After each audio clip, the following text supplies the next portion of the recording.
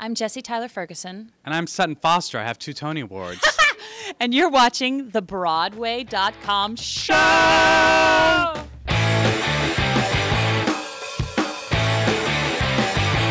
Welcome to the Broadway.com show, the place where people know the difference between a thespian and a girl who loves other girls. Let's get started with the news. What's the buzz, Paul? It's Tony time! Nominations have been announced for the 2013 Tony Awards, and the glitzy musical Kinky Boots has topped the list with 13 shout-outs, including a Best Actor nod for Broadway.com video blogger Billy Porter, Go Lola.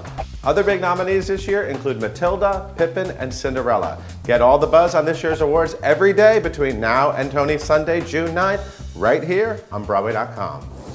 This week, London theater stars celebrated the annual Laurence Olivier Awards. The big news, the play A Curious Incident of the Dog in the Nighttime won 7 trophies, tying with the musical Matilda for the most wins ever. Rumors are already circulating that the National Theatre production will play Broadway next. Other big Olivier winners include Sweeney Todd, Top Hat, and The Audience. Congrats to all. Get ready, musical fans. Alan Cumming is headed back to the Kit Kat Club in a new production of Cabaret. The Macbeth star and Broadway.com video blogger won a Tony for his sly take on the MC in Roundabout's 1998 revival, and he doesn't look a day older now. Will Emma Stone join Alan as the divinely decadent Sally Bowles? Maybe this time. The Glass Menagerie is headed back to the Great White Way. The haunting new revival starring Tony winner Cherry Jones, Celia Keenan-Bolger, Zachary Quinto, and Brian J. Smith got raves in Boston over the winter and is now headed back to Broadway, beginning performances in September. We can't think of a more genteel date for you and your favorite gentleman caller. What would make Ryan Murphy's HBO film of Larry Kramer's landmark play The Normal Heart even better? 2 words: Groff sauce. Yes, Spring Awakening and Glee hunk Jonathan Groff is joining stars Mark Ruffalo, Julia Roberts, Matt Bomer, and Jim Parsons in this story of the early days of the AIDS epidemic. This is sure to be 2014's most powerful TV movie, and we can't wait. Hi, I am Jane Krakowski, and you are watching the Broadway.com show. If we learned anything from the Broadway thriller Jekyll and Hyde, it's that deep inside of everyone, there's a little madman like Mr. Hyde just waiting to get out. So we hit the show's opening night carpet to find out what it takes for some of our favorite stars to let their evil side take over. My Hyde comes out in the morning when I don't get a lot of sleep. Oh, I'm evil. Trying to walk through the streets of New York in the subways, trying to get onto the subway car at rush hour, trying to get to work. When people are being really unruly for no reason, that turns me into a Hyde. When, you know, the Yankees are losing, I've been a little Hyde-ish with the Yankee games so far this year. I think when I see, like, chocolate, it's like ravenous. Push anyone out of the way for that chocolate cake. Desserts, I don't like to share. I get nasty. PMS? Yeah. No, you're not.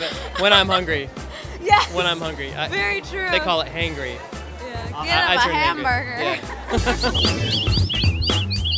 Our tweet of the week is from Holland Taylor, who's delighting Broadway audiences with her witty performance as Texas Governor Ann Richards in Ann. After a recent checkup, the 70-year-old star wrote, "Exciting. Don't know if my physician was just blowing smoke and charming me, but he said he took me out of performer file and put me in athlete file." We're with Doc. 8 shows a week of a 2-act, 1-woman show is definitely comparable to a marathon. Follow her at Holland Taylor. We are really feeling the love from Broadway.com Audience Choice Award presenter and nominee Sierra Boggess. Check out the gorgeous star as she puckers up to her Vote B'way button in this frame-worthy hotshot. If Sierra's smooch doesn't inspire you to get out the vote, nothing will. Look for Boggess, Aaron Tveit, Stephanie J. Block, Jeremy Jordan, and a bevy of Broadway celebs to join host Wendy Williams in the ceremony on May 5th. We're giving 2 thumbs up to a pair of talented new stars making their Broadway debuts in Once. Former Doctor Who favorite Arthur Darvill joins newcomer Joanna Christie as the show's newest guy and girl, and together they're bringing beautiful vocals, devastating drama, and some pitch-perfect chemistry to the roles that made stars out of Steve Kazee and Kristen Milioti. Trust us on this one. When you see how great this dazzling duo really is, you'll want to make a date with Once at least once more. Speaking of co-stars with incredible chemistry, this week's thumbs down goes to Nice Work If You Can Get It for sadly announcing its closing notice only a month after Jesse Mueller joined the cast as Matthew Broderick's bootlegging love interest, Billy Bendix. You've got only 6 more weeks to see Mueller and Broderick fall head over heels in the toe-tapping Gershwin extravaganza, and 2 thumbs way down to that. It's Broadway Smackdown time. Last week we asked you which handsome, debonair, and delightful Broadway prince is your favorite. Prince Topher from Cinderella or the title character from Pippin. And after some noble voting, Prince Topher ascended the throne with 73% of the votes. Now for this week's Smackdown. 2 of Hollywood's biggest and boldest pseudo-bad boys are reportedly eyeing roles in big screen adaptations of popular musicals.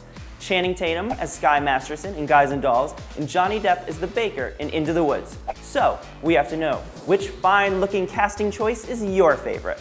Tweet us your choice at BroadwayCom with the hashtag B'way Smackdown, and tune in next week for the results. Hi, I'm Hunter Foster, and you're watching the Broadway.com show. It's time to honor the nominated.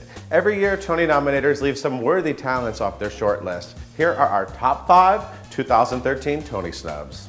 Coming in at number 5 is Alan Cumming, a Broadway favorite who hasn't felt the love from nominators for his one-man Macbeth. Number 4 is Anthony Warlow, who's a terrific Daddy Warbucks in the much-snubbed revival of Annie. At number 3, The Nance, Douglas Carter Beane's touching story of gay love in Old New York, which failed to land a Best Play nod. Bette Midler takes the number 2 slot. We were sure nominators would honor the Divine One for her celebrated return to Broadway in I'll Eat You Last. And the top slot goes to Broadway's Annie, Lilla Crawford. The Tony folks gave all 4 Matildas special honors for sharing that lead role, but Crawford takes on Annie all by herself and was shockingly left off the Best Actress list. Interestingly, all 5 of those snubs were nominated for Broadway.com Audience Choice Awards. Maybe the fans are better at this than the so-called experts? Our star of the week is Tony nominee Patina Miller, who had the most extraordinary night ever on April 25th. Not only did she take her first official bow in the new revival of Pippin, but she also got engaged. Her real-life leading man, David Mars, popped the question at the opening night party surrounded by her family and friends. Way to go, Patina! With your dazzling, powerful, and downright awe-inspiring performance as the leading player, we fell in love with you too. Congratulations! That's all for this week's episode of the Broadway.com show. We leave you with an exclusive first look at Dogfight stars Lindsay Mendez and Derek Klena singing on their awesomely addictive new cast album. Thanks for watching and tune in next week. And we go bum bum bum bum bum bum bum.